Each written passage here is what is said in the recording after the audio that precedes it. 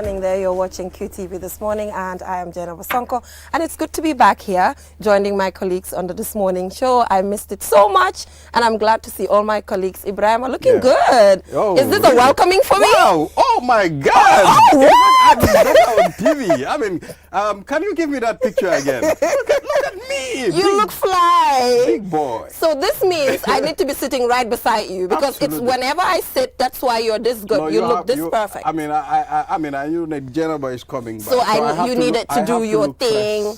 I like that. Thank you so much for a brilliant welcoming. I love that. And Mr. Ade is wearing my favorite shirt. Indeed. You guys, I'm going to cry. And your favorite bangle. And my favorite bangle. Look at you. And look at Mamadou Laminche. Well, Mamadou Laminche, you're just trying to support You're trying to support me. Air Dubai.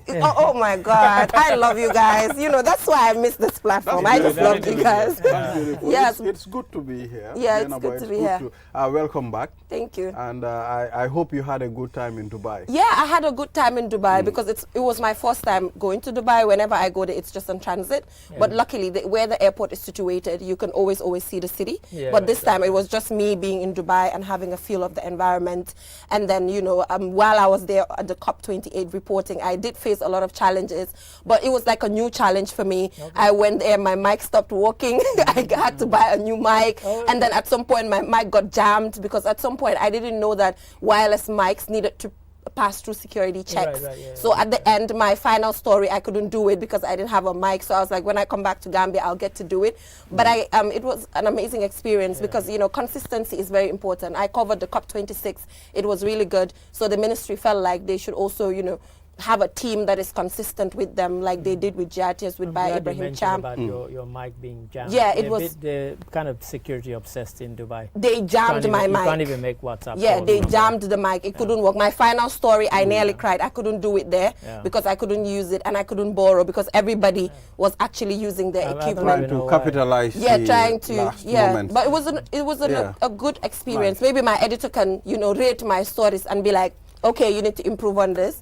But, you know, just generally getting outside of the Gambia and just reporting and meeting other fellow journalists. And when you meet other fellow journalists and then you show them your work, then you know the work that you're doing. True. Because then they'll be like, oh, you do this in your country? True. Because when you're here, you're not supported enough. You're not, you know, giving your flowers because you think you're not doing enough. But the moment you go out there and meet your other colleagues and just compare what you do to what they are doing. Can you say you're not getting who won? No, I'm just giving a general...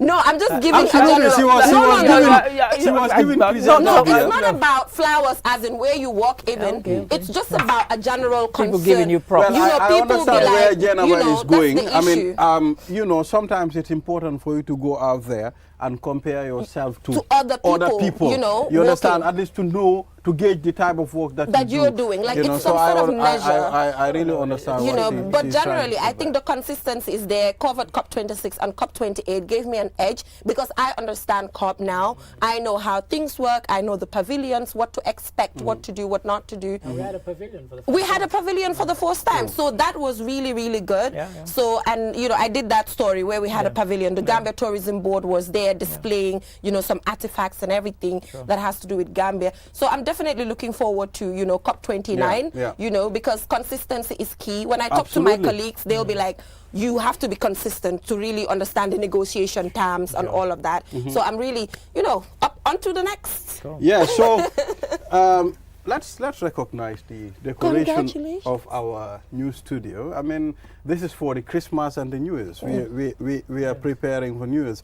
Once you see this, I think last year we did something like this, and you know, consistency. Yeah, it's very I have significant. to say that since I've been at QTV until now, Christmas has come and gone as if it didn't exist. I have to be honest. If I was in Sierra Leone, it would be much more visible. But the last 3 Christmas days, I've actually been in the office. I've worked. It's been a normal working day. That's never happened to me when I've not been in the Gambia.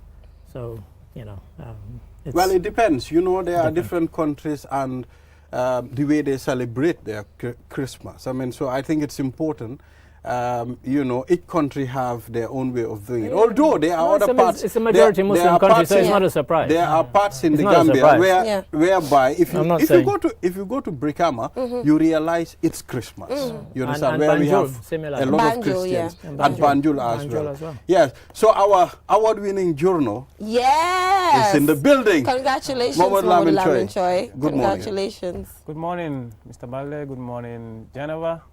It's a pleasure to be here once again. And tell us, what was the award that you bagged at the GPU Awards? Yes, you know, of course, I submitted 2 entries, nominated for 2, environment and climate change, and another one also.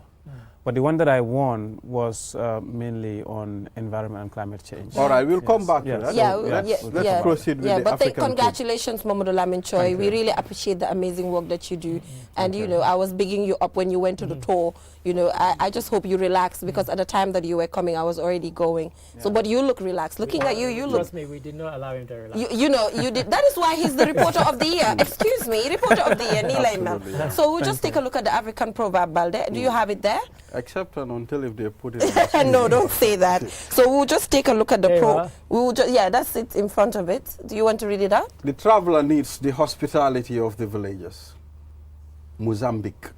I'm glad now that we're putting where they are. That's good. But we've always been putting where they are, except if you were not taking it. Please, always what? So why would I complain? You were not taking it. Why would I complain? You were not concentrating on this program. Why would I complain if you put it there? They put these bogus proverbs, and I'm like, where the hell does that come from? I need to know which country has a silly proverb like that. But this one is not silly. Yeah, so the proverb is actually, can we have the proverb again? The traveler needs the hospitality of the villagers. Okay, absolutely. It's in front. The traveler needs the hospitality of the villagers. So, Mr. Ade, what does this tell you? Yeah, it's. I guess if you take it in the literal sense, like if you're going on a long journey, it is good to get help along the way, and not just in the sense of you being a traveler. Yeah, it might even be on your career. Exactly. On your career path, you might not have to do it on your own. You might be successful in the end, but when you get to that success, you get to realize that there were people who helped me along the way. They guided me, they mentored me, or whatever the case may be. So, but in the sense of this one, it reminds me of when I was in Ghana in 2019. A couple of times we were making a very long journey from Accra to Kumasi. Right. So it was a very long journey. But we stopped at a couple of villages overnight and slept, and people were very, very welcoming. So that literally resonates with me. So, yeah, it does. I think just generally when you're traveling, you ask for directions from the people that actually live there. Whenever you travel and you're new to somewhere, you ask for directions. You ask the next person about the exchange rate, maybe. You can just ask about anything because you're completely new there. And even aside from that, generally, just whatever you do as an individual, you need guidance. For example, when President Adama Barrow came in, he always referenced how President Macky Sall was like his advisor, guiding him because he's been there, he has the experience, he was new into politics and newly sworn in president and all of that. So just getting guidance from anyone, it does not matter the hierarchy. Each and every individual needs someone to guide them. Presidents have their advisors. So no matter how big you are or whoever you are, you always need second thought or a helping hand to actually achieve whatever. I think that is what it tells me. Ibrahim, how about you? Yeah, I totally agree. I think every person needs guidance in life. I mean, no matter what you do, when you get proper guidance, I think you will not go astray. So I think the proverb is talking about that. But also, the individual that needs guidance should also follow the rules. I mean, when you need the hospitality of the villagers, when you come, you need to follow the rules of the village so that you can get that hospitality. Otherwise, you won't even get closer. So Choi? So my understanding of it is that in order to benefit from hospitality, it takes more than one person. If you go to a village, you visit, for example, if you are in SL right now and I visited you, it takes more than you for me to enjoy the hospitality of that area. So it takes a village for one to enjoy, for a traveler to enjoy hospitality. Right. So all the yes, villages. it's a team, the a team whole, sort of, yeah. the whole of Collective. them, Collective, yeah. Because if you are my host, we are friends, and no matter how much good treatment you give me, if the rest of the villagers are not happy with my presence in the village, then I wouldn't enjoy. You wouldn't. I wouldn't enjoy it. Yeah. In fact, the village head, and then the rest may even So conspire and expel me. They'll be like, What is he doing here? What's this city boy doing in our village? What is he doing here? Yeah. So, it goes to tell you as a country, okay? For me, let me take it at that country level. As a country, it takes more than the Gambia Tourism Board for people to enjoy the hospitality of the Gambia. True. Everybody, every Gambian, tourists come here and they will tell you how they enjoy Gambians smiling at them, even though we don't have much. Yeah. But with our smiles, with our friendliness, our generosity, people come here and enjoy the hospitality. Yeah. There are other countries that are richer than us. When it comes to competition in the tourism industry, they are far ahead of us. Right. But we still have, repeaters, Right. in the country. Tourists coming here almost every year. It is not because we are rich, but it is because of the hospitality of this country, Yeah, that is which very every true. Gambian also contribute towards. Yeah, I totally agree with that. Even at the COP, our pavilion, we had to display some tourist, just some tourism materials, groundnut, which we grew. We had groundnut cakes. Did they cook benachin for people? We were supposed to have benachin, but unluckily, the UNFCCC did not allow us to bring in the benachin, but the Senegalese were able to sneak their benachin in. I'm saying this on live television, sorry, but they were able to just have their benachin in. But the vice president requested that we follow the rules of the COP and not sneak in any benachin or anything. So we had wonjo, baobab, and then the groundnut. But then you can see how other nationalities really were in our pavilion just looking out for stuff. So that was this is a smiling coast in Dubai. At least them noticing that the Gambia is part of the COP20. Yes. I think that's great. Yes. Yeah. So I think so too. that is what it is. Yeah. So we take a break and go to the newspaper review. All right. Yes, indeed. Let's go ahead and do that. The art of juggling is a true spectacle of agility, coordination, and speed. A symbol of progression, precision, and mastery.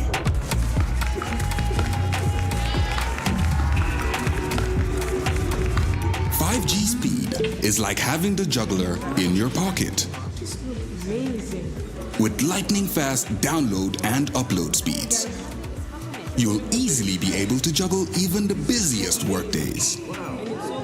Whether you're a busy entrepreneur, a creative, or just someone who wants to stay connected. Juggle your tasks with ease with QCell 5G speed. The future is here.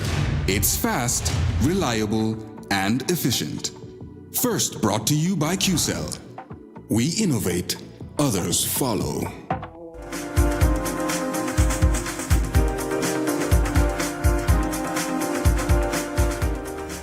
All right, welcome back from that short break. If you're just tuning in, you're watching QTV This Morning, and I am Jenna Bosonko, here with my colleague Ibrahim Abalde and Mr. Ade Drame and our award-winning journalist Mamadou Lamin Choi.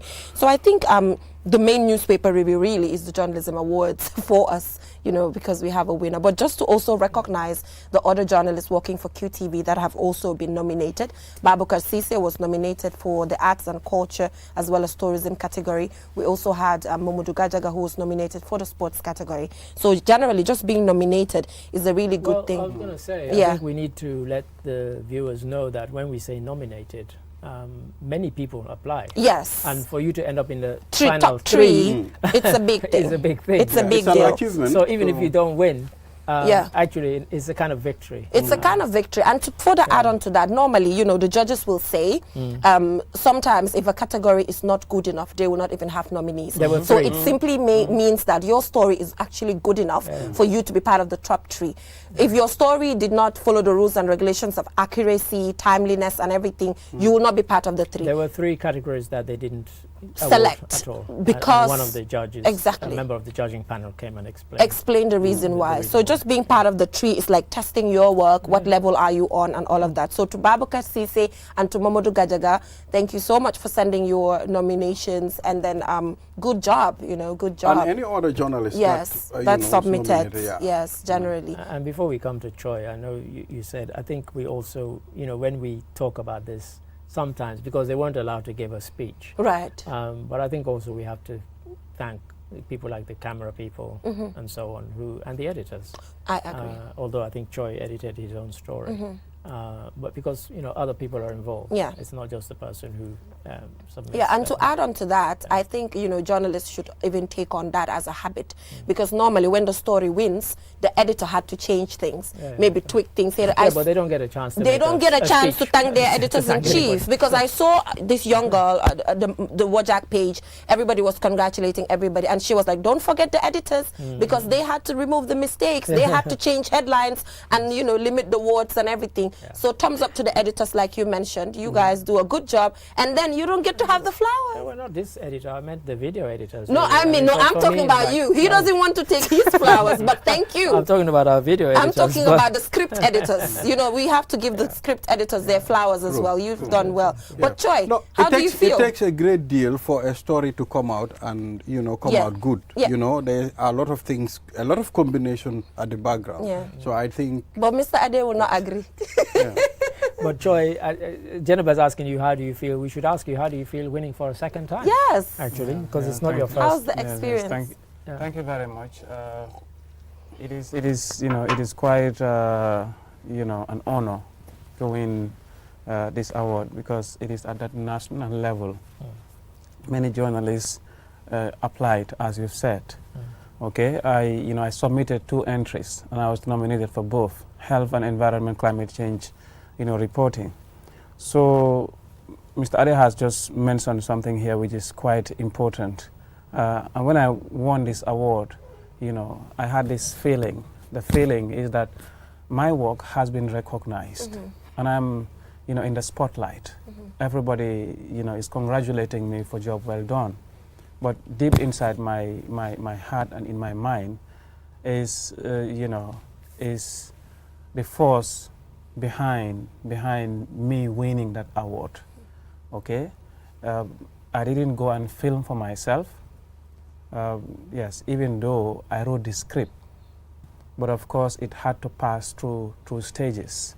The production stages, filming, recording. You go to the studio. Somebody records your voice. Yeah. Okay, you go to the editors, they edit your video. Okay, and you also have the programs department will have to check whether it meets the standard that we require here at QTV, because we do not bring stories and then publish them on air out of the blue. No, it has to go through some checks. Right. The editors will check our use of language, our grammar, whether it is balanced or not. Repetition of... Yes. They check all of this to make sure that whatever we do meets professional standards. Right. Okay, policing the work that we do. So the feeling I have, is it's quite an honor. But I also feel, so much grateful for the work that this team has done. Yeah. It is not, an award for Mohamed Lamin Choi alone. This is an award, a victory for QTV. Our work being recognized. Okay, I didn't do the work alone, and that proves the point that this is something that we must all celebrate. This is something that we must all be happy, about. Of course, at the level of QTV, we thank the management. Right. We also thank the Q Group by extension, because without the opportunity provided by the Q Group, we wouldn't have had the chance to work here. Okay, this is the institution that I have first worked with as a journalist. I never worked for any other media institution. People meet me in the street and they ask me, they think that I have had so much experience in journalism, thinking that I passed through so many stages. It all started here in 2018. Mashallah. And now here we are winning awards at that national level. So we cannot be much, you know, we cannot be more grateful than we are right now. CGTN? Mr. Adi, Kimo touch CGTN. Exactly. But we are going to go look at this insert. Roads and Belt Project. Yeah, you see that? Roads and Belt, CGTN. Wait, let's just take a look at this video of you receiving your award and everything at the award ceremony, and we'll be right back. Just a little bit about why this story stands out is because of the reporter's use of aerial shots. Drone footage of the Tambi wetlands represents innovation and journalistic excellence. This inclusion of a pro-environment youth group underlines the urgency with which young people of Banjul worry about encroachment of an area that is home to marine resources.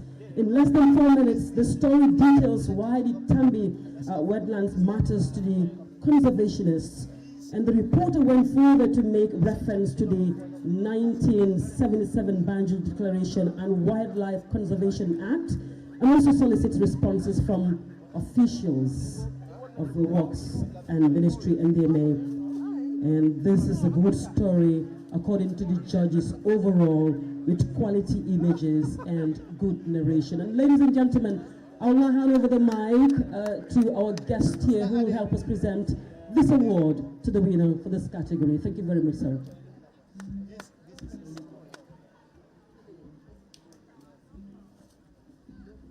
Bismillahirrahmanirrahim. Allahumma salli ala Muhammad wa ala ali Muhammad. The nominee is Mohammadul Laman Choi. Congratulations, Mr. Mohammadul Laman Choi. Thank you very much. And the winner for this category is Mohammadul Laman Choi of KTV. And Mohammadul Laman Choi will receive a certificate, a crystal, a cash amount, and a gift. Well done.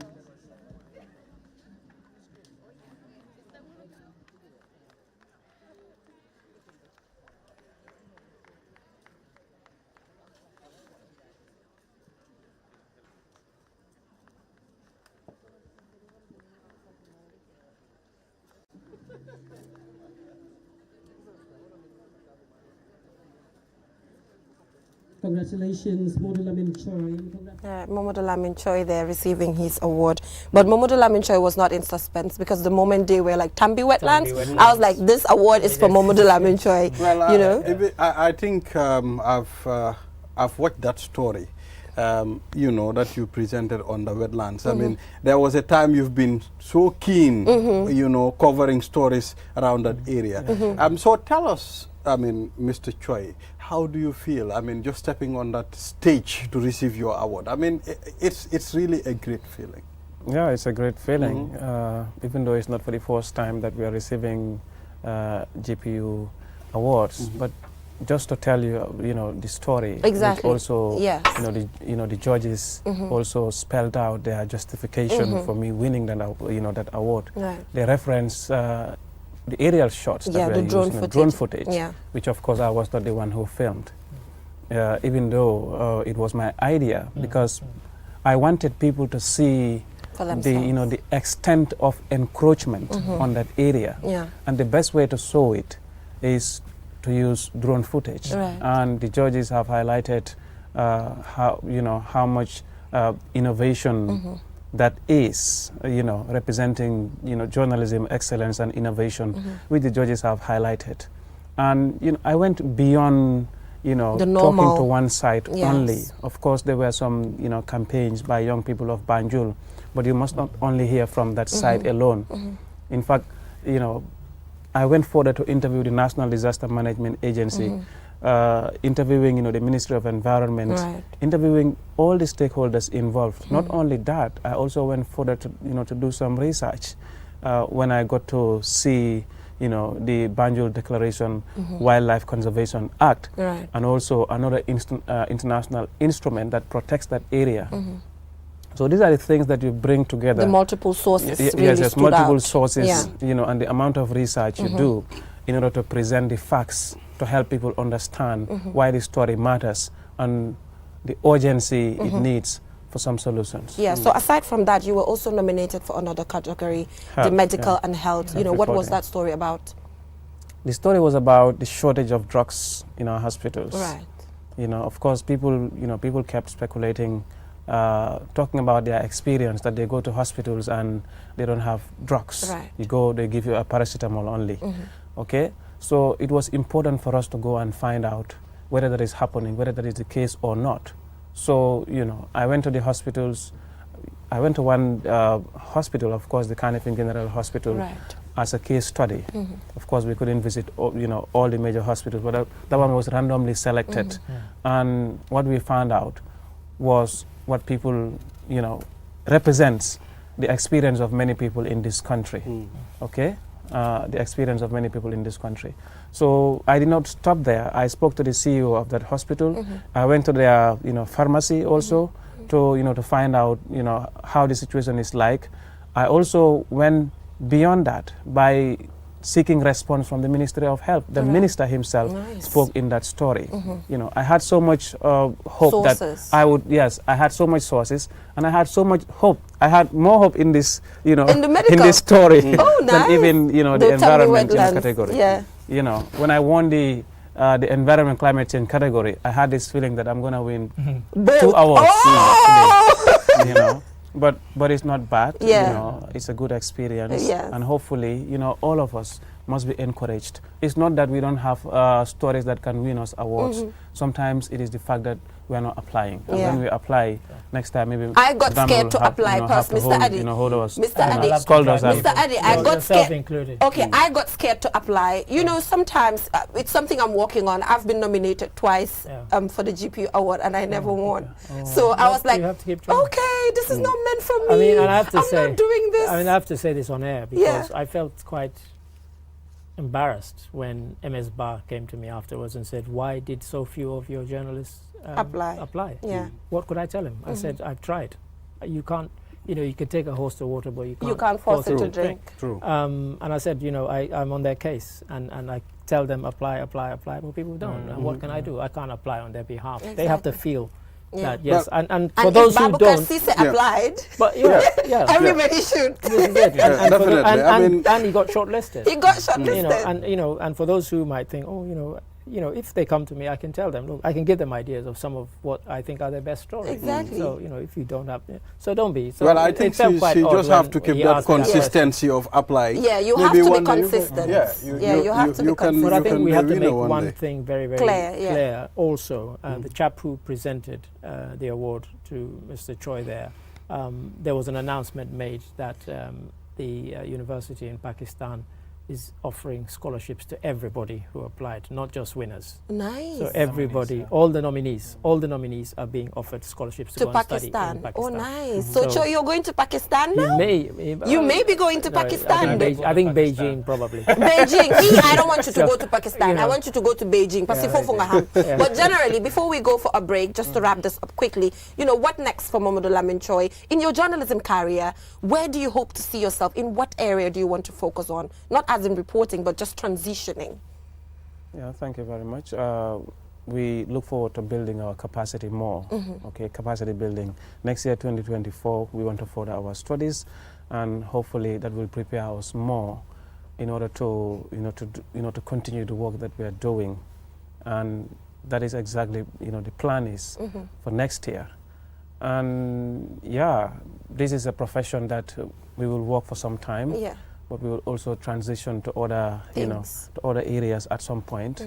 And, although not now. But I was going to say, relax, he's not leaving He's not going right now. He's not going, but CGTN, CGTN. No. Right now the focus is capacity building. Having a master's. Yes.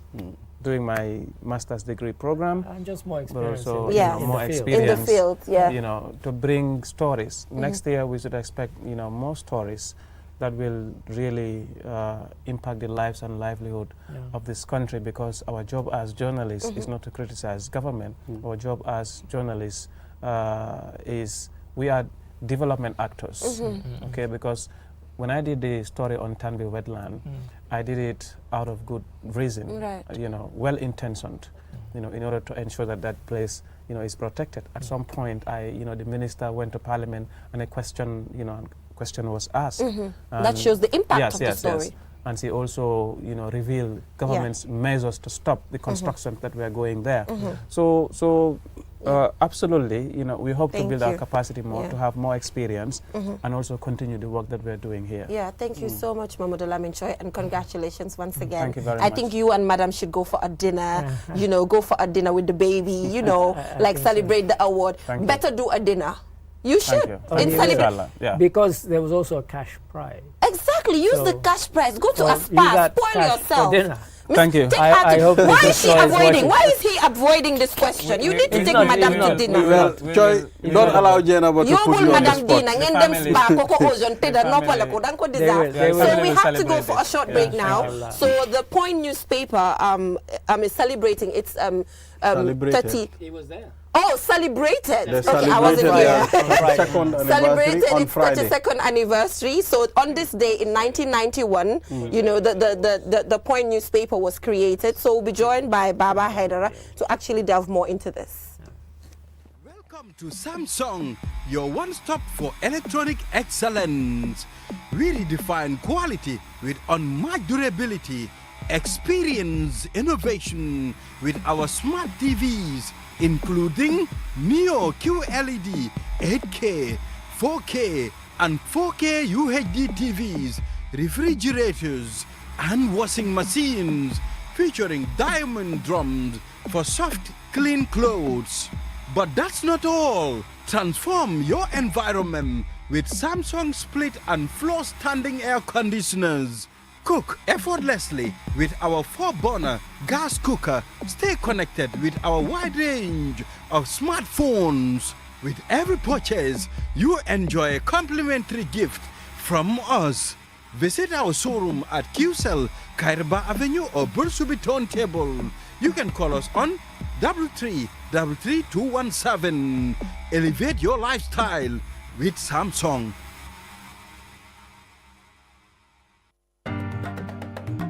QCell mooy suñu boss. QCell mooy suñu boss. QCell mooy suñu boss. Go, ebe dawa full network suta tili QCell. Ni lafta diamla wati jamala mune diata QCell. Most reliable network dumala keta wati QCell. Wo quality man nyon soto jam pona manke QCell. Hanibe wulo ni farole kono walante be bakono jala fayola network ko se taria QCell suñu boss. Yo finjeka indi 3G ñu delu taxi 4G plus and now we bring you 5G. 5G. First and only 5G provider. Itella follow adi doron nesa keno. Gambia bela nyon tawo fele QCell. Ko fasun tawo buka busi QCell. Itella molti milka kukutol nati Gambia. QCell meta lori la kilianol yele imanjina amanda wala itella ka quality dila dadi ma itelle silo wala wodol mume be keno ma. QCell suñu boss. QCell suñu boss. QCell suñu boss. QCell suñu boss. Connection be bambandi QCell suñu boss. QCell most innovative QCell suñu boss.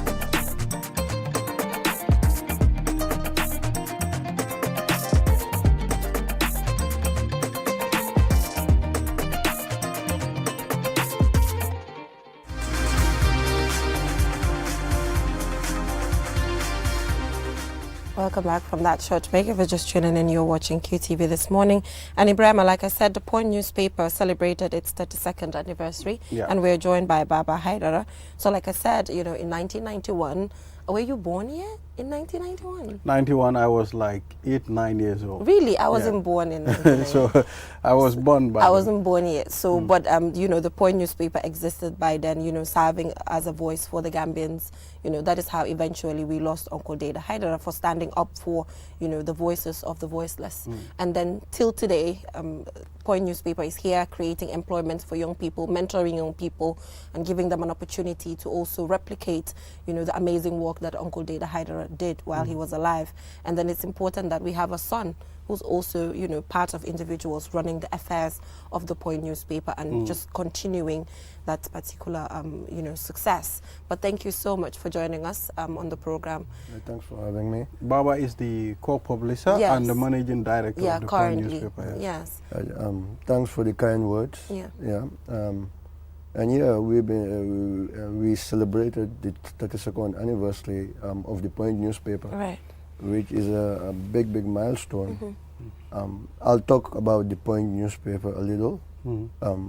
Everybody knows it.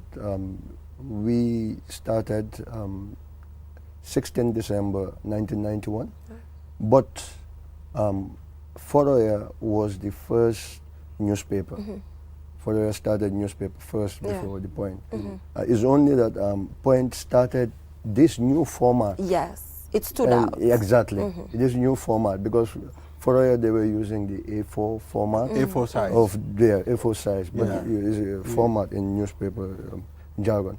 So when we started with the normal newspaper format in 91, and the creators, I can call them that, were my dad, Deda Haidara, Uncle Pap Sen, and Uncle Babukar Gay. Yes. Most of the time they forget Babukar Gay. Uncle Yes. Babukar Gay, but it's somebody that did a lot. Yeah. in But I'm the aware media. he resigned months later. Yes, some 4 months later, into the and coming of Point. started Citizen. Yes, Citizen, on his and own. yeah, Yes. yeah. And yes. he was also, he hired the current Minister of Works, Mr. Ibrahim Asila. Ibrahim Asila. Yes. Ibrahim Asila worked for him.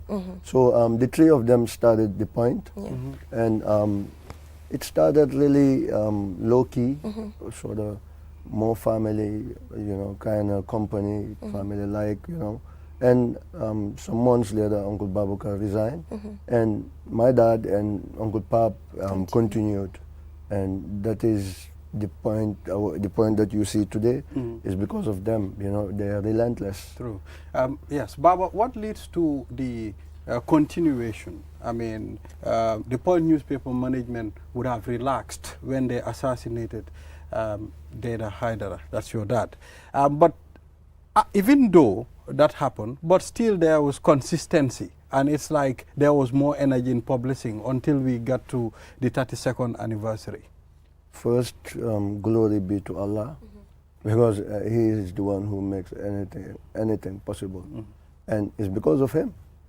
Because imagine then, first of all, the Point, since the inception of Yahya Jammeh's government, the Point was having, in a weekly basis, issues with the regime then.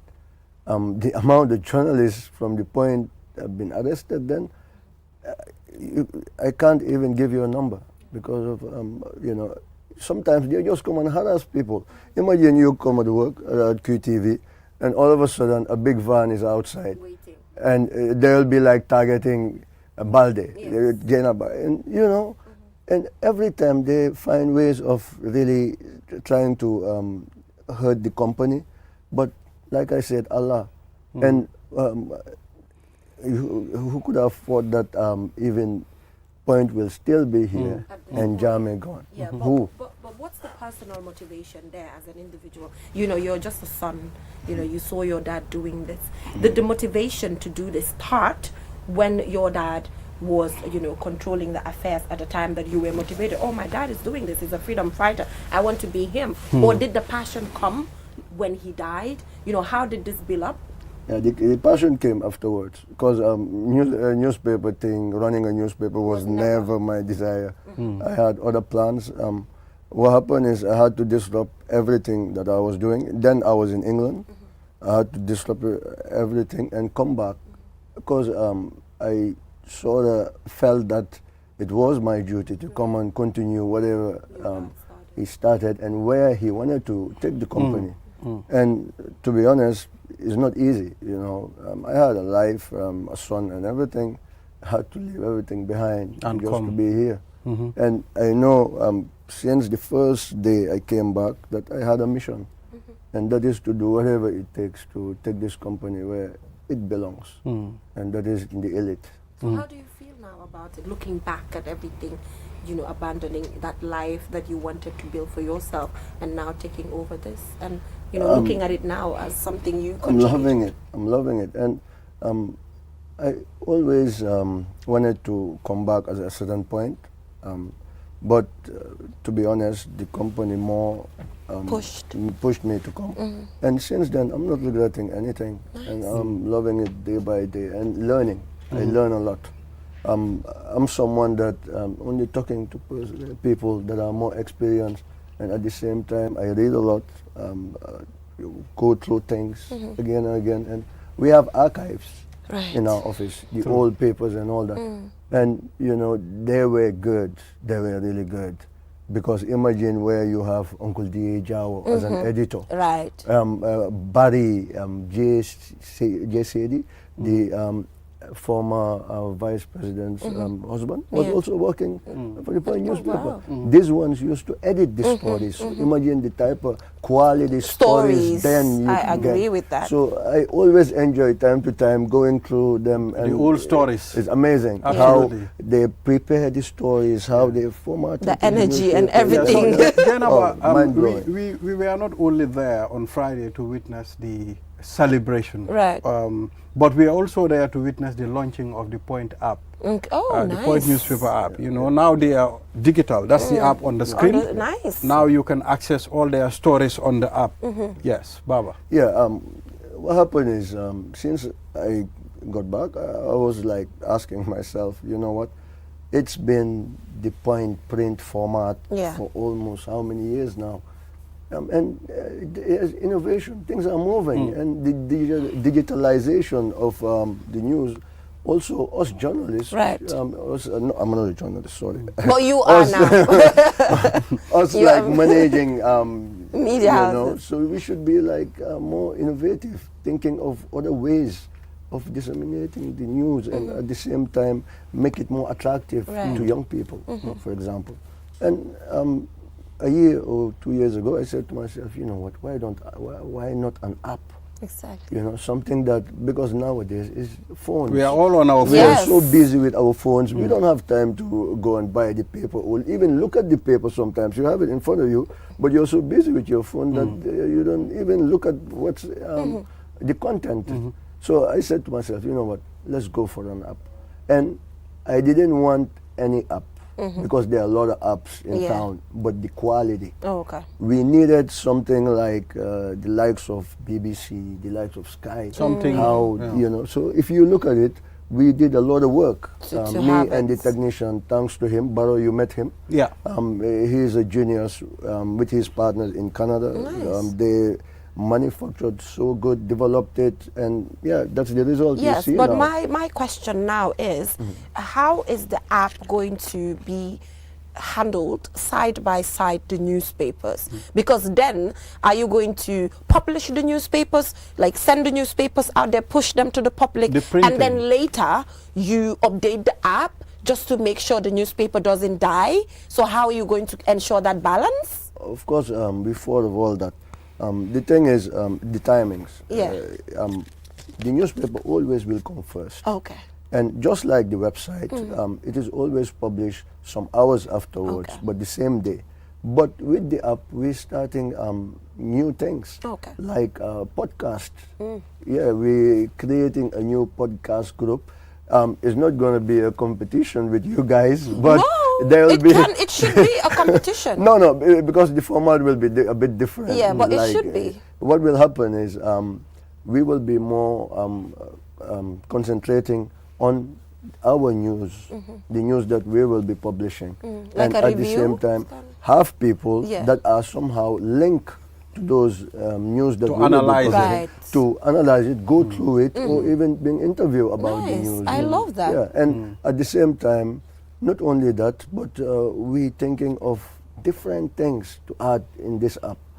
Because nowadays, even television, people don't watch television that much. They are so busy with their phone. So that's why most televisions are now online. To just make, strike a balance. Exactly. Now, why not give them content that will attract them to say to themselves on a daily basis, hey, you know what, let me check this out. Yeah.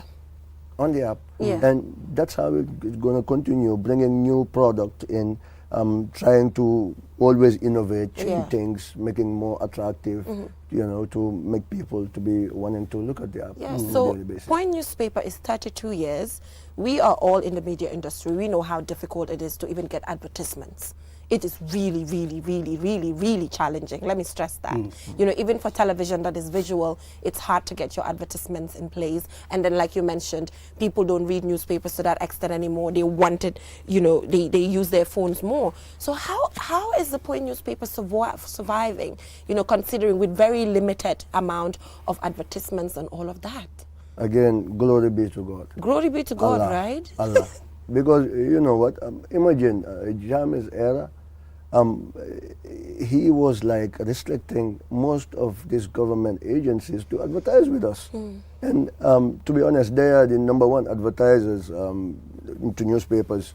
All these ministries, all the agencies, without them, it was really difficult. Yes. But nevertheless, myself and others, we keep on supporting, because if you can't get help from outside, you have to really concentrate on yourself and see how you can really help. And also Uncle Pap did an amazing job. You asked a question earlier saying how we survive, but he's also one of the elements of that newspaper that really made it what it is today. Because after my dad, a lot of people really thought that it wasn't safe for him and all that, but he didn't really listen, and there were others also motivating him, like Uncle Diejao, who was always there. It's because of them. And like you, the question you just asked, how we surviving with this lack very of limited, advertisements and all these things. True. Yeah. Yes. So, Baba, I know we are almost out but of time. you were surviving, finally, like you mentioned. I could. You mentioned something during the launching and the anniversary. You mentioned the apprehension of by law. You know, that he's convicted and now sentenced to life in jail in Germany. And you also mentioned you will pursue to an extent where you will bring even former President Jammeh to book. You understand? So how are you people putting this together? Like I said, I had a life in England. And my mom, everybody's there because we left after all the issues. And what is better, to stay with your family or to come somewhere where, you know, we had such a pain? But I decided to come because I had in my head that I wasn't around then. So I had to really do something, you know, to show that, you know, I am the son of Deda Haidara, and who will do everything to make sure that the culprits that murdered him that day, 16 December 2004, are brought to justice. And by law is just the start of this. And we've been working with so many organizations, so many individuals, amazing ones. So I'm afraid that, you know, due to time constraints, we will have to let you go. No, but I guess that case has been dealt with on a separate program. But just to say... just a quick thing, there is Sonko, who will be tried January. And after Sonko, there will be Korea in the US. It's slowly but surely. Slowly but surely. But just to also say, you know, thank you so much for showing that you are the son of Deda Haidara. You know, for coming back and, you know, owning up to something that existed that was very dangerous and living a life back in UK that could have been better. You could have said, let me just stay here because it's not safe out there. And now coming up with innovations such as coming up with the app. I'm sure, you know, your dad is really, really proud of you for actually just stepping up in his shoes. And the whole country is also proud of you for the steps that you've taken. And thank you so much. And I'm looking forward to the podcast. I love podcasts. I'm looking forward to it. You're welcome. Anytime. You and my brother. Thank you. Welcome to come and join us. I'm not young ko hamal. Dinaa ñëw nga wax ma ko man damaa ñëw nga wax He's my little brother. He's my little brother. Dinaa ñëw lijjanti ko waaw dinaa ko ñëw lijjanti waaw but thank you so much. So we'll just go for a short break Okay. And when we come back, we'll be talking about comprehensive health education. Absolutely. You know, talking about those behaviors, attitudes, and all of that adolescent girls are supposed to have to be able to, you know, live in a very, very dangerous society where, you know, comprehensive health education is not actually treated. So we'll just go for a short break, and when we come back, we'll delve into that. The future is now. With QCell's 5G network, experience speeds like never before. With our new 5G Rocket Fixed Internet plan, get speeds from 10 Mbps to 100 Mbps. Your 5G-enabled device. Walk into QCell headquarters to get one of our 5G routers and experience the true feeling of 5G. Only with QCell. QCell brings you the future. Tech, innovation, incredible speed. The future is now. For more information, call our customer care on 111. QCell, Sunyapus. We innovate, others follow. Terms and conditions apply.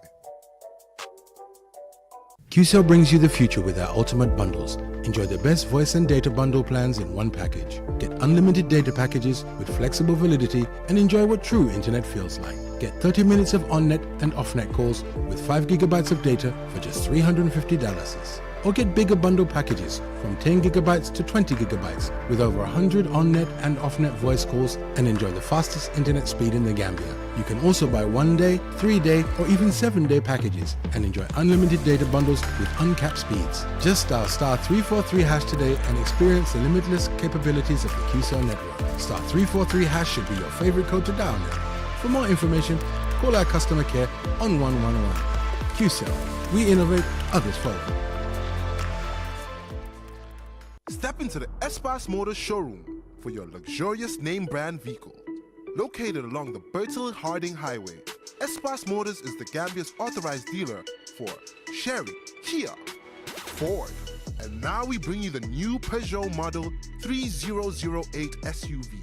18-inch alloy wheels, 216 inches high ground clearance, keyless entry system, start and stop button, rear parking assistance system, reverse camera, adaptive cruise control with speed limit, LED daytime running lights, front and side airbags, 8-inch HD touchscreen. Not to forget our exquisite Peugeot Landtrek double cabin pickup with 2.1-liter diesel engine, 6-speed manual transmission 4x4, hill descent control, LED daytime running lights. Espas Motors, the authorized dealer for Peugeot. Visit us today or call us on 35-2222 or 353-4444. Looking for the perfect place to promote your product or place your advert?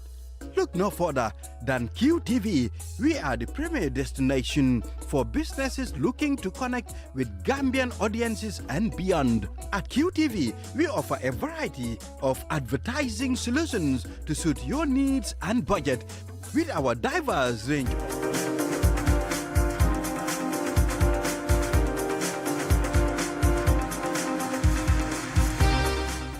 Welcome back from that short break. If you're just tuning in, you're watching QTV this morning. If you've been following the show, we've been extensively focusing on comprehensive health education with this particular project that a research has been done when it comes to adolescent girls, their relationship with their parents, which was confirmed that, you know, the conversations are in there. And then this particular individual who has been on the show for a very long time, heading this project, the principal researcher, also further went ahead to organize a drama competition when it comes to comprehensive health education. And today we are joined by the ex-high school students who have participated in the comprehensive health education drama competition. And I'm happy that they're boys, you know, because most of the time young girls are the ones affected. So welcome to the program. What are your nice names? My name is Malik Jallo, an ex-student from Glory Baptist International School. And you are? Good morning. Thank you very much. I am Ibrahim Abari, an ex-student of Nusrat Senior Secondary School. So, you know, talk to me about your experience, comprehensive health education, being part of, you know, drama. I mean, adolescent boys, you know, are affected too, you know, when it comes to just growing up and realizing changes. But most of the time, you know, the young girls are more vulnerable. And I'm sure your dramas were tailored to that. So how was that experience? All right. It was really, really amazing because acting is something that I've been so passionate about from a young age. I've been into acting, but then you will see that as you grow into the industry, you will realize that acting is, something very big, because at first we'll just do comedy and stuff. You'll think it stops there. But then we realize that through drama you can be an advocate, an activist, and you can portray many things, because we have many people out there who cannot listen to speeches and understand, who cannot listen to presentations. But through drama, bringing these things live into stage and stuff, they understand. So personally, how I joined was, it was a competition, and my school happened to be part of those competing. So after the competition, we learned a lot, because we were called for trainings, when we go presentations. So it was beyond just the drama. Yeah, it was beyond just the drama. We've attended many workshops, where we are trained by health personnel. We have people from the society talking about the society and culture, many things. So when I saw all those things, I was like, wow, the competition is over, but my life continues, and other people are there who are still, who need this thing. So since things are continuing, why not I join instead of just stopping from the drama? Yes. So how was the experience? We have very limited time, so we're just rushing. To go. Yes. Well, it was a very great experience. Yeah. Because I was selected by my school to represent them during the drama competitions. And after the drama competitions, we were unable to reach the finals. We stopped at the semi-finals. But then after the drama competition, we get to realize that coming together as the participants, we could have created a great impact. In regardless of the themes and the topics that were given to us, because different topics were given to us. Like you were given menstrual hygiene management, gender-based violence, and you learn from that. Yeah, so we have this Fune board game, so which has to do with the woman's reproductive system and all of that. So lead us. Let's do this quickly. Okay, it is a racing game, as you can see. You have a starting point and you have the finishing point. Right. But then it has rules that the players need to abide by. You see, these are negative rules in red color, and you have the positive rules in green, and you have the neutral rules in blue. As you can see, there are different points here. So now, each rule demonstrates something. As you can see, this is 2 steps. If you look at the positive rule, you will see move 2 steps ahead. You see. And the next rule is this. It says move to ovary 1. So when you stand here, based on the point, you jump to ovary 1. And when you are here also, it says answer 2 questions correctly to take through the gate. Okay. Understand? So let's answer the questions. Then from there, while we answer, we'll know how the game is played. So let's go. It is based on 3 different topics. Yes. The blue is for the child marriage. Black is for menstrual hygiene management, that is the period. And then red is for the teenage pregnancy. So let us go. So basically, we do not have time. I wish we can play, but unfortunately, we will be able to reschedule this. But this, we'll be able to reschedule this to ensure that we play this game again. But just if the director can allow us to just get final words from you quickly about just generally the comprehensive health education training now as boys, how has it benefited you? In just seconds, please. All right. They're giving us little time here. All right, I'll just say something that is about this before I give quickly. my final words. So the main purpose of this is to debunk myths also, and to help people talk about things that are termed as taboos in the society. Anyway, we will do this another time. Okay, unfortunately, we really apologize.